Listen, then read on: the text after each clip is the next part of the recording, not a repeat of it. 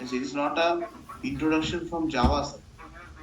It is already there in the market, but Java 8, they have taken that lambda expression and they have introduced it.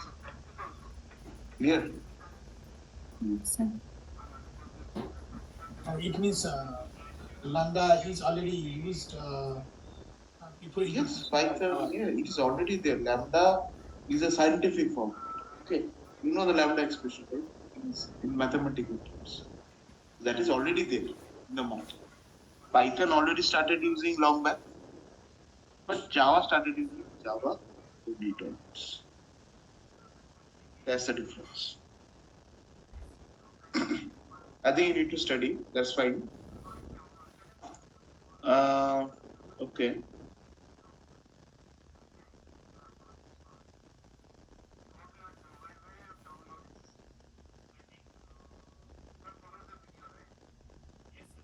If I want to see the SQL code that is executing in my project, what the property I need to change or what I need to do modification in my project. And my project is Spring Boot project. So in the properties file, we need to make the show SQL true. Okay. I think that's the not the right name, but there is something like show SQL, and we need to make that true. Okay. Spring.jpa. And let's say some of the cases, I have written a direct query to my database. I'm not using completely Hibernate. Still also that query will show. Means the SQL will show.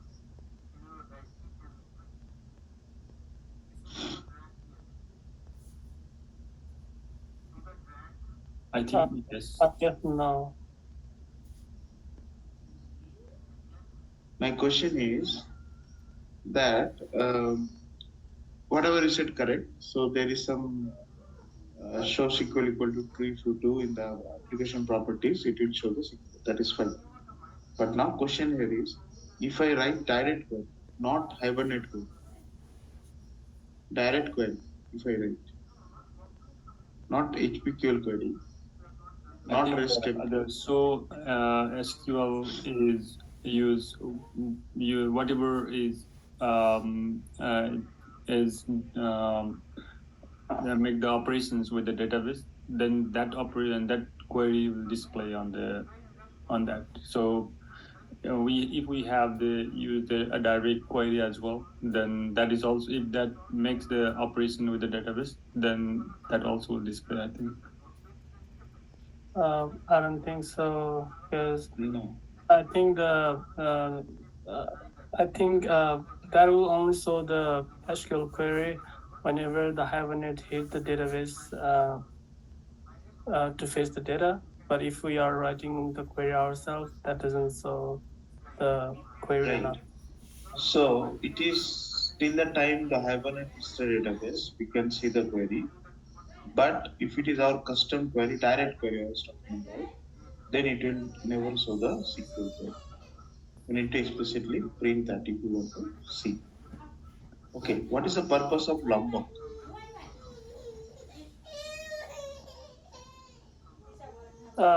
It is a dependency which allows us to configure the getter setter methods by annotations.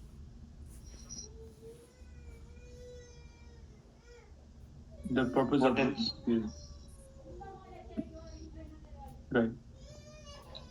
What is the purpose?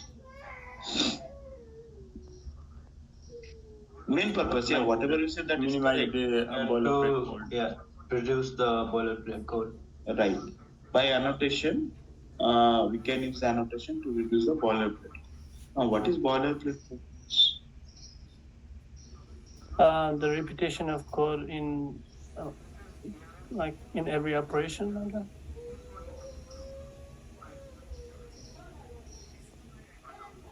What is boilerplate code? So I think the minimum required code, like we can say that is the boilerplate code. You are correct. So repetitive codes, right? Repetitive code, yeah. Yeah. Similar like getter setter. So every code, let's see if I want to make as a Pojo class, I need to repeat the getter and setter. So better without writing those many lines of code, getter and setter methods, automatically it will generate. So I just add the annotations. So that's good. So current situation, current Spring version like 2.7.8. Okay, this is the latest stable version of Spring Boot. So they're mandatorily applying the Lombok, that you need to implement the Lombok. So they're not going to allow any boilerplate code manually. Okay. So, but 2.3.8 Spring Boot, still you can write your own code. If you're not implementing Lombok, that is also fine. But 2.7.8, it is mandatory to. 2.7 for what? The Lombok implementation is mandatory. Lombok. Lombok is necessary for 2.7 at Java version, or what is that 2.7? No, Spring Boot version. Oh, Spring Boot version. Okay. After 2.7, it's compulsory. Yeah.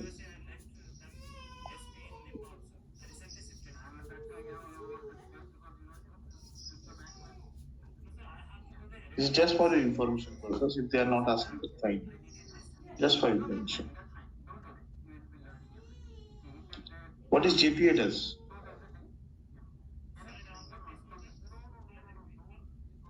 JPA stands for Java Persistence API. That's used for persisting the Java class object file into the database as a table.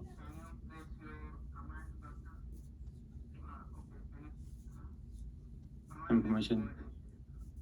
Not exactly correct. Any other answer?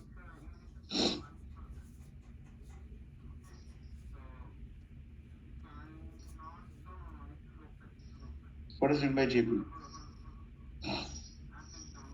JPA. Okay, tell me. Okay, the question they will ask you this way. First, they might ask you the JPA. Then they will say, is the JPA and Hibernate are same? No. JPA also extends the Hibernate. So I said JPA is the super framework. Hibernate is the framework, not JPA. Yeah, I think Hibernate, JPA uses Hibernate to connect with the database, right? So JPA is the API only focusing for object relational mapping. Yeah. ORM.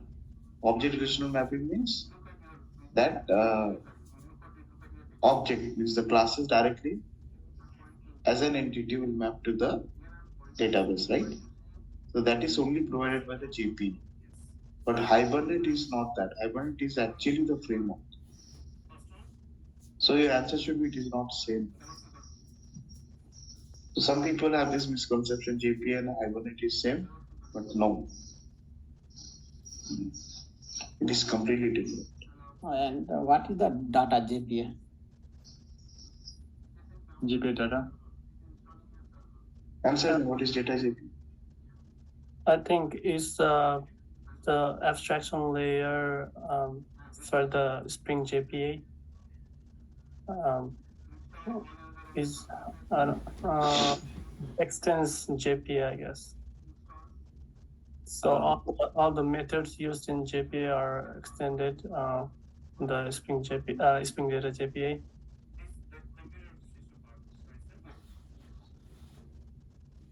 I think data JPA consists of both the Hibernate and the JPA.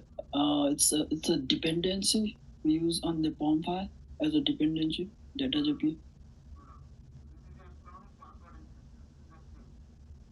So first tell me one thing, JPA is provided by whom and data JPA is provided by? JPA also provided by JPA data. That's JPA that's a repository the interface, right? That's provided by the available on the JPA data. So JPA data and JPA data is required database informations to configure with the database. Mm-hmm. See, of course, that data J, when you are talking about the data JPA, right? So it is provided by the Spring, right?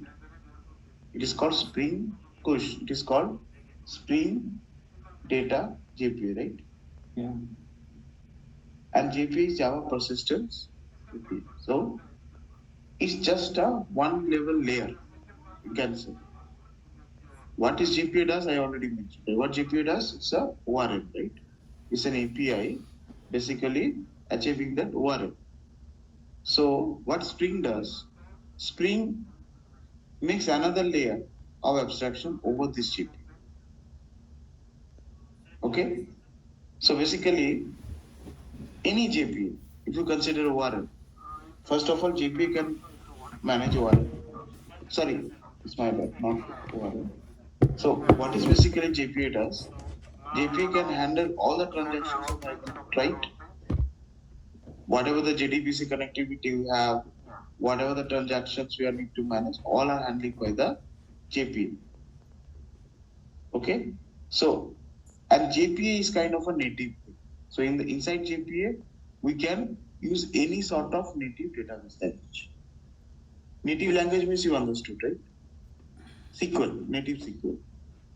But what then Spring realizes that why not we are providing some additional layer on top of the JPA so that all our operation.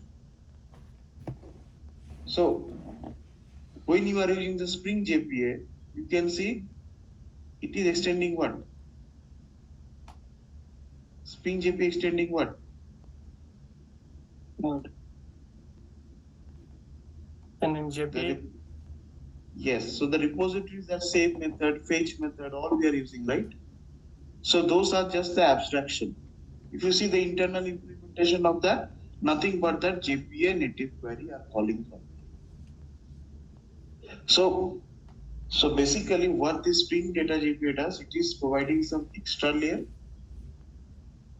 on top of the native JPA so that they can provide some, you can say predefined API like save method, right?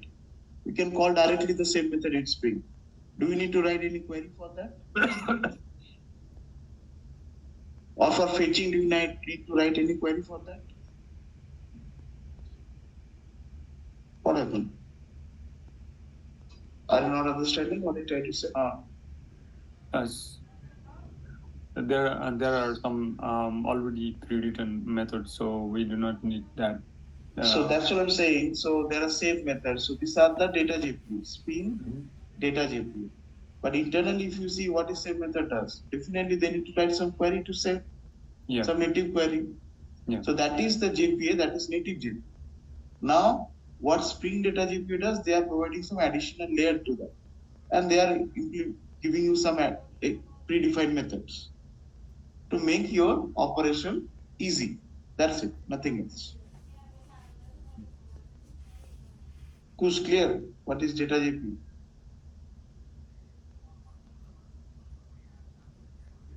Can you explain about the version of the Oracle? Oracle version. You can set maximum, you can set 10G, 11G, not more than that.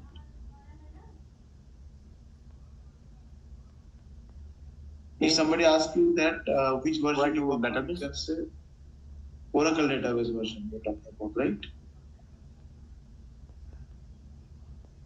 Correct, Kush? You're asking about the database version? Yeah, if interviews show the which version of Oracle you use in your current project. Maximum say 11G, not more than that. Because 10G and 11G, the syntaxes are very similar.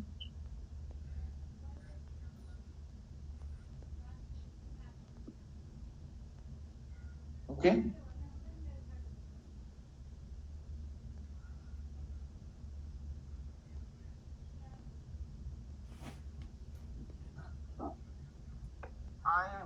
Any other question? Can you explain about the design, development, and implementation of software application using Java technology? What do you mean by design, development, and implementation? Yeah. See, let's say today I ask you, let's say you people have developed this Wikitips portal, backend APIs, right? So, as a developer, what you can see, that there are lots of stories and their description is mentioned, an instruction given like, okay, you need to create this class, this entity, this database table, this service logic is mentioned, right? But you need to understand on a broader level that you are working on the small chunk of activities, right?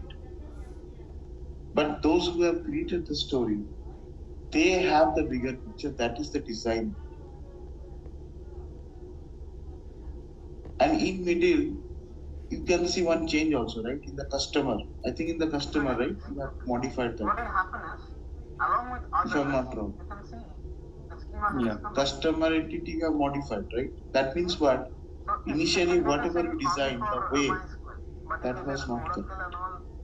Later on, when you are changing the thing, that means you are changing the design also. So you are talking about that. When you talk about any development, let's say you want to start any web application development. At first, your design should be prepared properly. Design Because like architecture then. Architecture that how the table, how the data flow will happen from one end to other end. What should be the mapping between the tables? Okay, what should be my foreign key in this table? What should be my primary key over there? How the two tables are interlinked? What should be the relation between this entity to that entity? All these things should be properly documented and designed. That is called the design. If your design is perfect, right? Let's say this is a very simple application that you do. Think about a very complex applications like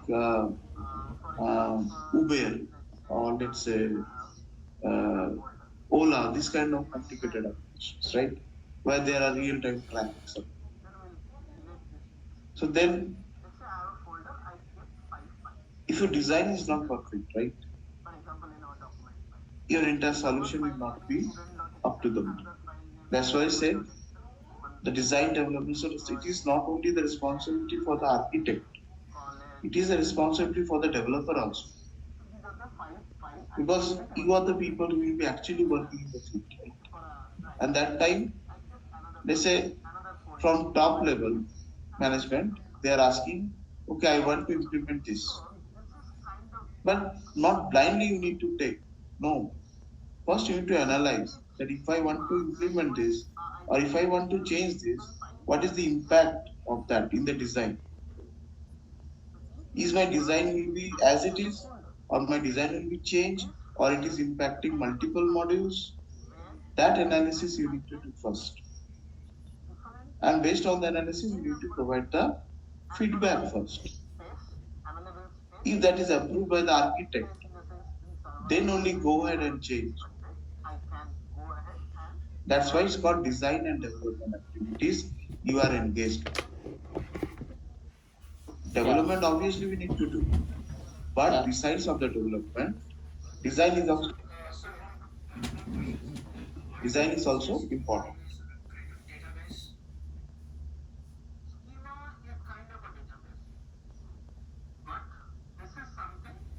So in resume, there is I have 5 years experience in design development and implementation of software application using Java technology. So if they say what we are doing in the design part and development part and implement part. Development you already know what you need to do, right? Design I already said. So that whatever the design initially are there, right? We need to walk through all the design, and then any new feature comes or any new enhancement comes. first you need to do analysis, right? See, most of the time, if you are working on some products or complex solutions, right? So that time for a small change also, you need to analyze that what is the impact of this change to other modules. So that analysis comes under the design. And if you don't have the design concepts clearly, how you can analyze that? How you can understand it is impacting the other or not? That's why it is saying that you can say it is it's a normal task that we are engaging in the design analysis side. It's a day-to-day activity. Before taking anything, any logical change also, you need to think if it is impacting the other or not. That way you can say. And development and implementation is the same. It's not different. Okay. One question.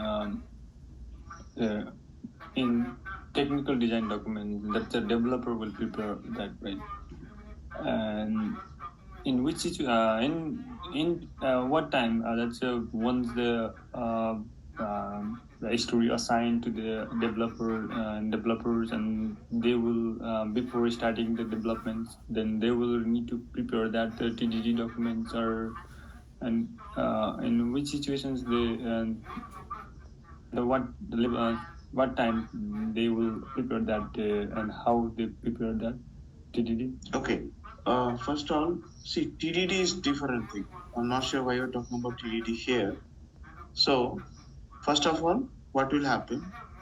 If it is a very new product starting from scratch, definitely there should be solution architect. Okay. So, before starting that thing, he or she will prepare the entire documentation for you. The architecture diagram, the technical documentation. Okay. And now, what is TDD? TDD is a test-driven development. So TDD will not come here. It will come here if your software development approach is TDD. Two types of software development approaches there. One is TDD, one is PDD. They might ask you this question. So what is TDD? Test-driven development. Like what happened? Let's say today you want to start some work, okay, and that time all the team members are there, and you are discussing about, let's say, login feature. Like, okay, this should be my two boxes will be there, and I can maximum enter 3 incorrect username password. Let's say all this feature you have discussed. Now based on the discussion, the testing team will first write the test cases, and developer will develop based on the test cases. Try to understand. Earlier ideal cases, what happen? We develop a thing, then tester will test it. But TDD approach says no. First, tester will identify all the possible test cases, like positive test case, negative test case, whatever. And based on that test cases, the developer will start developing. That is TDD approach. The technical design document is a different, that the developer will not do that. Mostly developer will not do that, because for that we need some very senior level role.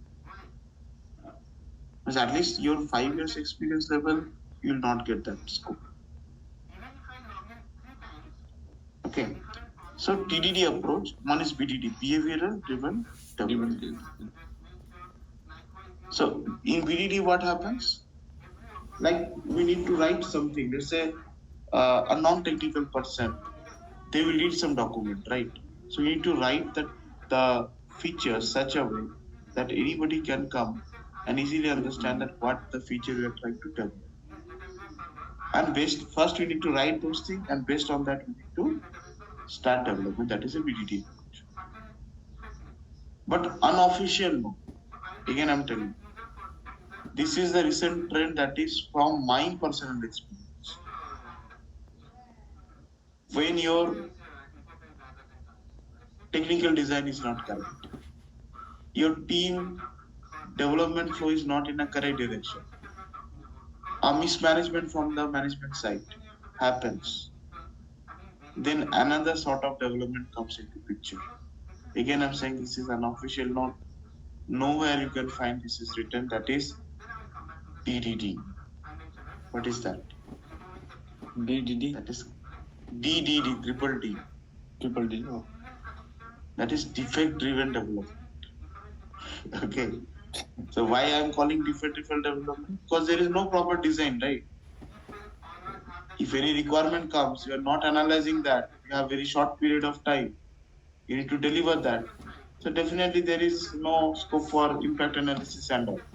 You deliver, it is causing lots of issues, multiple defect rates in multiple directions. Then you again started solving all those defects. Again you deploy, again some new defects come, again you resolve those defects, deploy. So that way you are making sure the product is going correct. But this is not a good approach. This is very, very pathetic approach. But some of the company are doing that thing. That's why I say nowhere it is mentioned, but you can realize this thing. If the management side, if it is not good, then this kind of development approach you need to apply. And there should be lots of different, development. But don't say, if somebody asks you how many development approaches are there, you can say TDD and BDD. That's it. Okay, Vivek have posted one question. Build REST web service to handle front-end request involving preparing the technical design documentation using UML data model presentation, use case diagram, sequence diagram, class diagram using rational rows. Okay. There is nothing. So basically it's a architecture level thing. So when any product starting from scratch, we need to first draft the UML diagrams in a document, need to present in front of the stakeholder like, okay, these are the things we are trying to develop, we are going to develop. So those are actually very old level things. But in Agile, these things we are not following. So current state, we are not creating UML. Rather than we are more focusing on the flowchart or algorithms, right? So that's why it's a very old thing, but nothing to worry, Vivek. If it is there inside your resume, that's fine. They will not ask from here, for sure. Then, as a developer, we don't need to worry about the TDD. That's architect level. But you need to say that we also have a proper understanding of the design documentation. That you need to say. Sir, Okay. can you explain a little bit about like Docker and Kubernetes? How do they work? Docker and Kubernetes, you cannot understand in just short. So Abhishek will tell you. We need the class for that. Yes, at least 3 classes required, Docker and Kubernetes. I think Abhishek already mentioned that you start from today. Today what comment? Java 8 features. Comparable Java and 8. comparator. Okay. I think next step is the Docker and Kubernetes, because nowadays most of the companies they will ask you from there. Yeah, I was asking about like Docker and Kubernetes today. And yeah, but in short, if I say you cannot understand, so you need a proper class. We will also have the basic understanding of AWS as well, or a very basic, because AWS itself is a very big thing. Like Java, if you want to learn AWS, it will take another 4 months. Then where we will deploy our project, that's in AWS? It's not AWS, it's a cloud. AWS is a cloud platform, right? Yeah. So you can take help from any cloud, and there we can see, you can deploy the Docker and things. Docker is very similar to Git, but Git we have different commit links, right? For new versions, we have different commits. In Docker, we have image. In short, I'm telling you that easily you can relate. Like in Git, what we have, for every commit, we have a commit ID, right? That way we can versioning the things. But in Docker, what they follow are following the images. Every version, they are creating one image and they deploy. So basically it's for like deployment, right? So it is a deployable version. Yes. Docker is only like a big GitHub, but a different way and different version. It's also Yeah, the approach is different. See, GitHub and Git is not same. Again, I'm telling. Try to understand. Git is the version controlling. GitHub, I'm not. Yeah. So that's why GitHub Docker also will be using GitHub only. But for version controlling, they are using that. Similar to here, version controlling we are using Git. In the place of Git, we'll be using Docker. But repo should be GitHub. Don't get confused. And Docker will not use. What is Kubernetes? Okay, is it a different Kubernetes technology? is a cluster level, so you know that you know what is Jenkins, right? Yeah. So what is Jenkins? So it's CI/CD tool. What does? So don't say a single line. What it does as part of CSC? It will do continuous integration, continuous deployment, and delivering.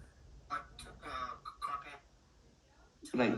So in Jenkins, automatically we can do CI/CD things, right?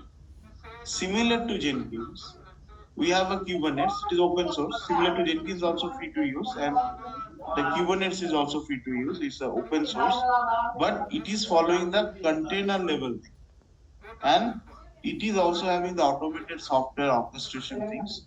So all the deployment, scaling, management, everything happen automatically, self-paced. But Jenkins is not self-paced. That's the difference. So more or less, Jenkins and Kubernetes similar technology. Mostly similar. See how happened. In the place of Git, it is updated with Docker. In the place of Jenkins, it is replaced with Kubernetes. Okay, that makes sense. Docker is in the updated version of the Git version. Then. Don't say updated version of Git, but it is replaced Git with Docker. Yeah. Because Jenkins have some drawbacks, but in Kubernetes, it is, I said, self-paced mode. Like scaling, let's say today you are using one VM, one virtual machine for your development. If you want to scale up to multiple virtual machines, it's automated way you can scale up easily in Kubernetes, which is not the case for Jenkins. Jenkins, you need to do some manual process. Yeah, that is open source. Both are open source. Means Jenkins is free, open source, this is also. Only the advantage is that it is container level orchestration. As it is following the container, so it is having a very good integration with Docker. Why? Because try to understand in a normal way. I said what? In Git, it is only just a Git commit link for every version, right? But I said Docker is an image. Docker having image function. Now image I need to keep where? Somewhere I need to keep. Image I cannot keep inside a link, right? Of course I need a container or a folder where I need to keep the images, right? So if you think that way, then, and Kubernetes says what? It is providing a container level of this. That means it is providing some container where we can keep the images ready. So that's why Docker and Kubernetes comes together, because they have a very good integration between each other. You cannot see like Kubernetes with Git. You never heard about this. I know. Nobody will say Git with Kubernetes. No. They always say Kubernetes with Docker. Understood? What is it? How it's complex, Docker and Kubernetes. It's very simple. Compared to Git, it is very simple. If you know the Docker, you will find that this Git and Jenkins process is a bit complex. Initially, you might face some challenges to understand what is image, what is this orchestration things and all. But if your concept of these two is clear, then you can find that it is far better compared to our Jenkins CI/CD things. And the biggest advantage is it is having a very good cloud support. Sir, let's say like if we want to learn Kubernetes and Docker, so should I be learning first Jenkins or should I just start with Docker? Now first learn Jenkins and Git. If you Okay. just a second. Let me share you a couple of links. Just allow me a moment.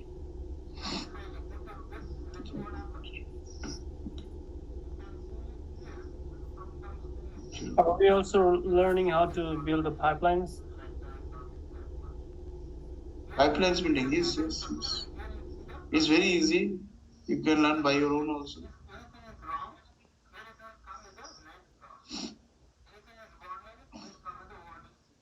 Let me share you those links. Just a minute.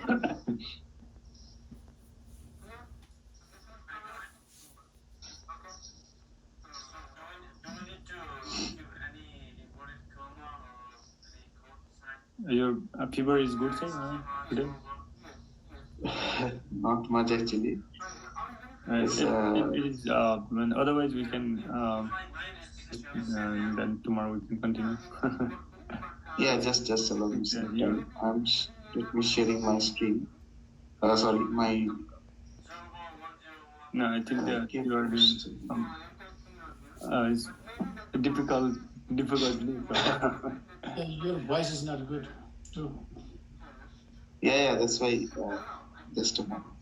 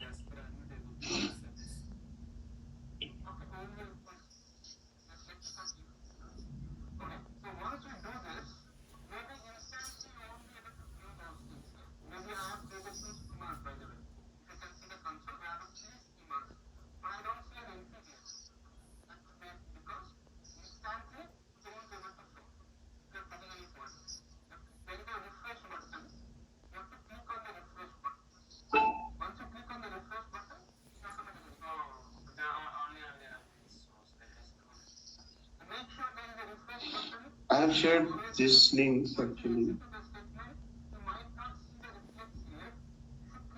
4 links I have shared. Okay. Jira tutorial. No, actually, there are other. Go to top.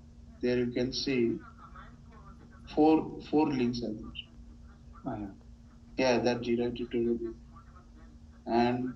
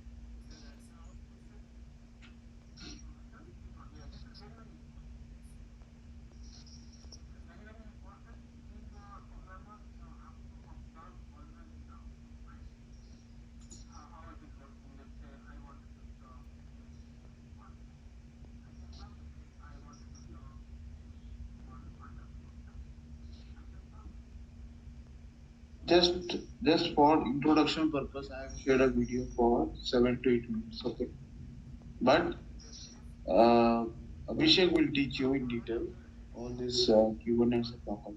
Okay. We will see that video, sir. I think that you can take a rest. Okay. Fine, And no worries. can I ask a question before you leave? Yes, please. So, how to answer? Why should we hire you, and what better can you give than other candidates? What thought comes in your mind first? I'm not sure. In my mind, if they ask me these questions, I will say like, I have this around of 5 years of experience on Java, and I have the good knowledge. And I as your job descriptions, I think the pretty much confidence that I have the pretty much confidence that I can give you the good effort on your projects and give the can give the good output within a time frame. What else? And also have the ability to manage with the team, and obviously I can give you the benefits for the company as a product.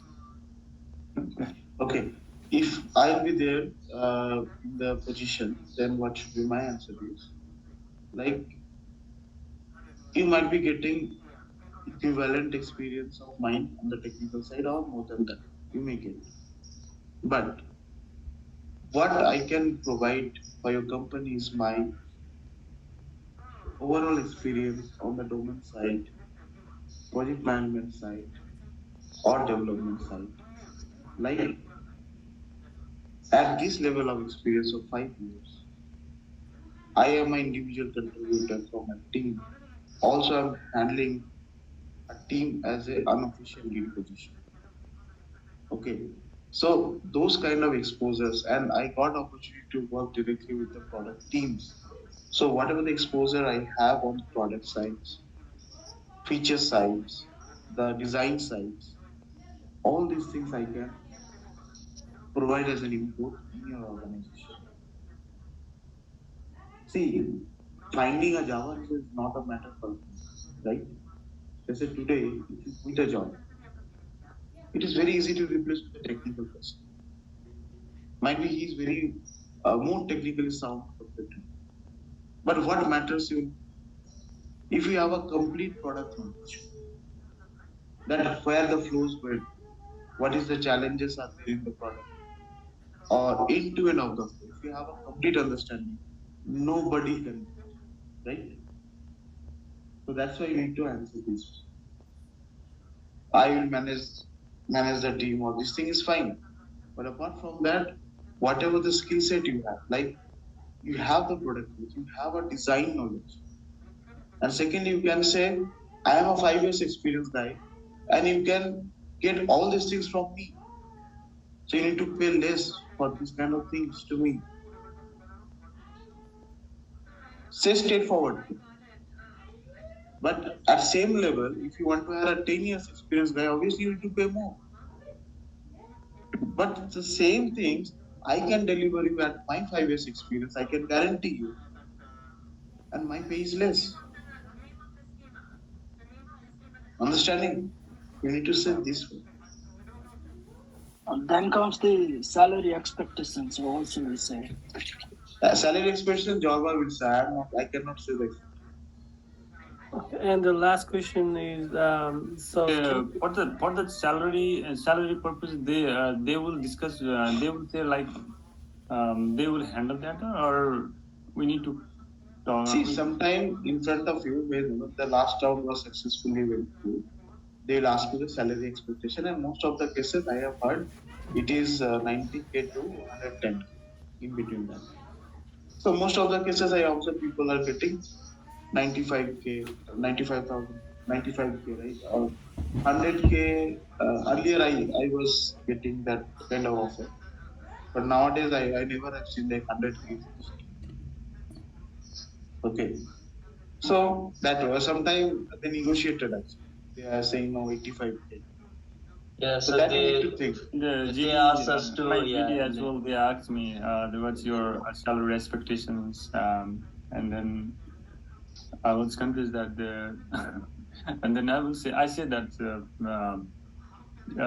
they give me the options like 50 to 60, and then I said 50 that to 60. I'll go for 60. And they offered me the 55, and I accept that. Okay, that's okay for me for now. So it's 55 per hour, I guess. Per hour. Okay, 55 per hour. Okay. Yeah, That's why I confused. What is 60K? What will happen in 60K? Yeah. That is yearly 105K. I think 100 more than 100K. Okay. Then it's fine. It's good. 114. I think Jobba will mention that what range you need to mention, because they're also having some constraints, right? You need to give some. I later then I asked Jorba, then if they ask me like that question, then how much should we need to say that? Then they said that minimum 60 per hours. Then They told me just like if it's per hour, then 60 to 65. If it's full time, then around 115. So you have to say around 115. Sorry, per hour how much? Per hour, like 60 to 65 in that range. And if it's a full time per annum thing, then around 110 to 115, we have to go around that range. Okay. 60, I don't think, no. 60 to 65 is very rare. Means 50 to 55, I can say they will give, but 60, 65 is too much at 5 years experience. I don't think they will give. So 50, 55 is a good range. 100K and 100K plus. More than 55 is, I think, better. They will not give. Expensive. So why they will give you 55 rather than they will bypass the work in India? They will get it in 25 USD per hour. You know. Yeah, that's the problem. That's a problem that the company knows that. They try to say. Yes. So I have seen like 50 to 55 they give easy. But 60, 65 you need to negotiate. Your interview needs to be that level actually. Then only if they are hiring as a senior or lead and have more than 6-7 years of experience, they will give around more than 60, 65. See, 10 years experience people, I have seen they are giving 90 USD per hour. Yes. Even in India, you don't believe. What is the name of the company? I forgot. They are charging in India. They are charging 65 USD per hour. Okay. 10 years of experience. Yeah. Anyway, that's fine. Yeah. What else? I was about to ask, can you list the question that you can ask to the interviewers after the interview? I forgot. I know you mentioned it, but I forgot the question. Okay. First question you need to ask about the positions and the project. Like what is the project is? Okay. First question, what is the project is? Okay. Second question is, what is the team size? What is the team size and how we are managing the team? Okay. Are you noting down? In some cases, the interviewer already will explain that we are hiring, we are developing this kind of projects, and we have this members. So then I'm telling you, that's why I'm sending you this kind of questions. So second question is like that, like what is the team structure and all. Third thing, what should be my role and responsibility there? Like what is your expectation that I should be beneficial for you in the team? This is third question you can ask. Fourth is, what do you think? Like, what is the critical part? No, don't discuss anything salary with these technical people because they don't know. Okay. So the fourth I said, right? Now fifth thing is, if you can see that the person is fourth one. Yeah. So fourth is. Fourth one, sir, I forgot to mention. Fourth is, what is the most challenging part? Do you think that this project is that I need to take care from the beginning actually? This is the fourth point. And fifth, you can say, If you can see that the person is becoming very mingle and very friendly person, then you can ask that, okay, one last thing, like based on my interview today, if you can provide some feedback that which area I can improve more. But this is not all the cases that people. You need to think, understand the person first. That is a very friendly person. That if the person is more friendly, Then you can ask. Otherwise, please don't ask this question. And salary and all these things, never discuss. Okay.